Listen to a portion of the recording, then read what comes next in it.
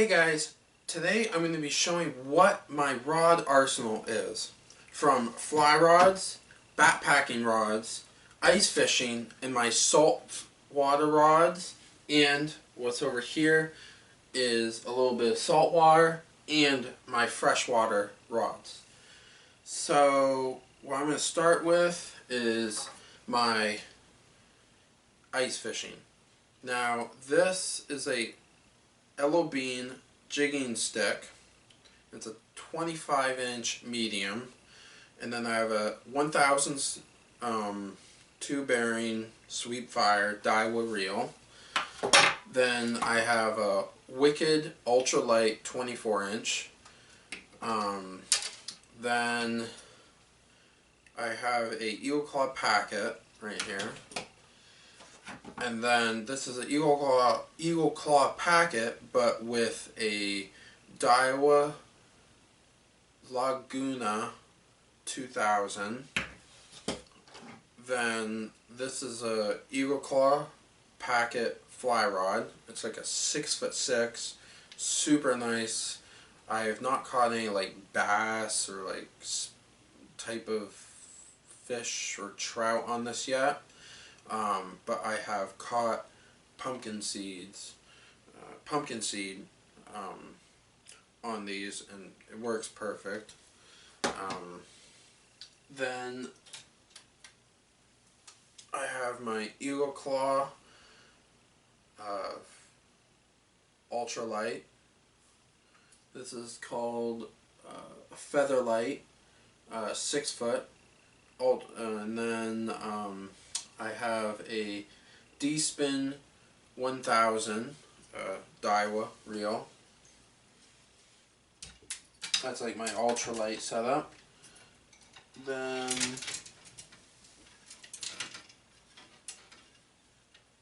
there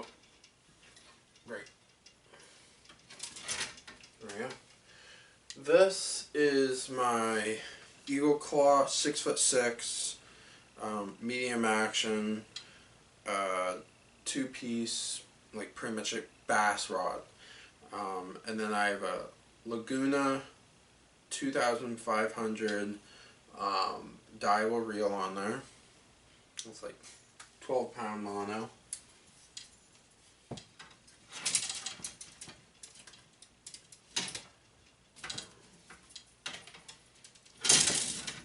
Great.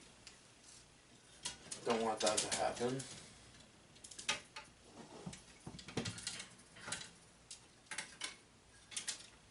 Alright, now this is a Eagle Claw 6 foot medium action 2-piece crafted glass. So all these are crafted glass. Like, they're kind of heavy. You don't want to cast it way too much, but I think crafted glass is a lot more sensitive. A lot more like, I don't know how you say it, like flimsy. And then I have a Daiwa Sweep Fire 3000 on here. And this is for like saltwater. These are my freshwater. Saltwater for like, I could probably get like a little hook on there and catch maybe some herring or something. Like that's, you could probably catch a herring with that little fluke right there. That's just a zoomed fluke. I think it's like a 3-inch. Then this is a complete modification of everything. Rod. It's a Amphibian Shakespeare rod. And then like I really messed with this a lot for the line and stuff. That's like 4-pound mono to 8-pound mono, and there's a size 22 fly hook on there, and then this is just like an Eagle Claw reel.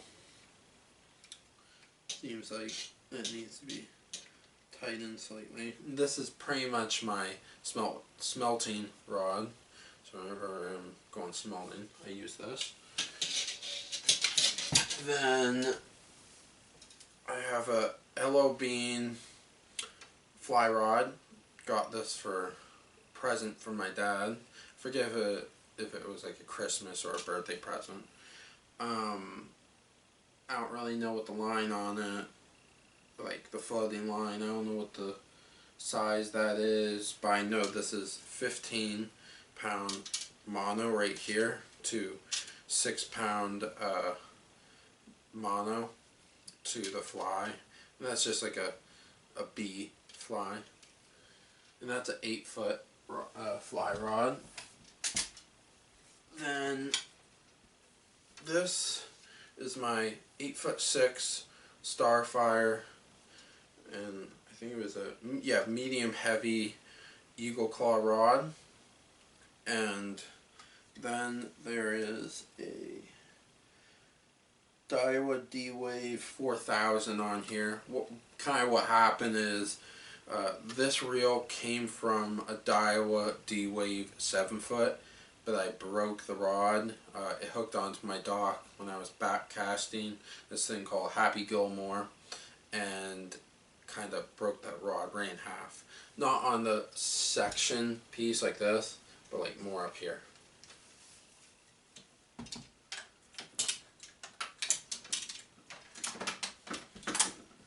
Then this is my catfishing rod, a Ande 6'6". I think it's a medium heavy action rod. It's called Permanent Saltwater, and I think it's for like a spinning maybe, but I'm not sure. I think it's for actually trolling. I think it's a trolling rod, but it works perfect for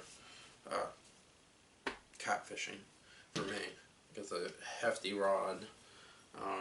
You can catch catfish on a rod like this, but I was just asking for a joyride. Then this is a Daiwa Laguna 5000, and very excellent reel for the price of it. I think it was like 50 bucks. So, like, that's 5 bearings. So, super, super nice. Then the next one I have is a Daiwa D-Wave 10-foot. It's like a size 5000 reel on there. This is like my shark rod for like dogfish, spiny dogfish to be more exact. So later this year, probably in the summer, like June-ish, I'll probably go out and try and get the dogfish. I know where some are, and I want to get that on video and then do the taste test. You're supposed to like gut them quick, because it's like similar to this one thing, like I think a stingray, where they go like to the bathroom through their skin. So you more or less want to gut them quick. And I usually don't show the gutting process on my channel. YouTube and all their rules, but I just don't really like. I call it catch and cook. So you show you catching the fish, and then you cooking it. If you want to actually show that process, it's called catch, clean, cook. But I do catch and cooks. Pretty much in the next coming up weeks, it will be with these rods, because right now it's ice fishing season, and then I'll get into these little rods here, and then these two rods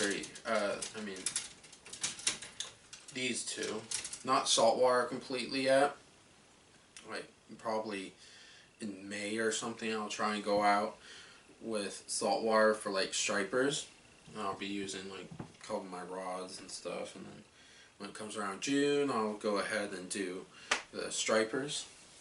Then the last rod I have is this Wake Man fly rod. The weird thing is, this is from HomeDepot.com, or more or less the app. And rod's right there. It's kind of hard to, I don't really want to get it completely out, but it's like a black rod or something. I'll link it in the description off of Home Depot's website. Got some flies, homemade ones in there too. Imitates like smelt and this one type of bug called trilotad.